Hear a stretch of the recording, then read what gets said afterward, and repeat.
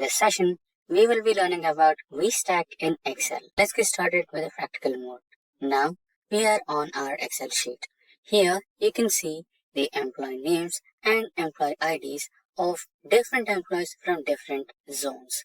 Let us imagine that the blue one is from East, green one is from West, and the black one is from, or the purple one is from South, and the orange one is from North.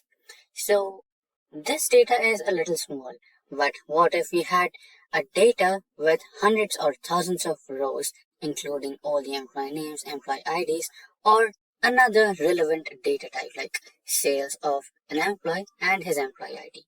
And you were supposed to combine all the data from all the 4 different zones into one single sheet. It would consume a lot of time, right? So, recently, Microsoft has released some latest updates based on arrays and data. So one of those is VSTACK function in Excel. So how to use it? Since it is the latest function, I recommend you to go to the file menu, and in the file menu, you can navigate to account, and in the account, you can see the option of update options. Then you can select update now, and your Microsoft Office will be updated to the latest version, and you'll get access to the latest functions in Excel and all the other Office related things like PowerPoint presentation, etc. Now, we are going to implement the VSTACK function in Excel. It is completely simple.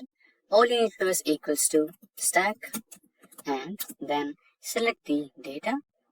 Remember to select the data from column A and cell 2 or the row 2. We are not selecting the employee name and employee ID. We are just selecting the data. Now separate them by comma.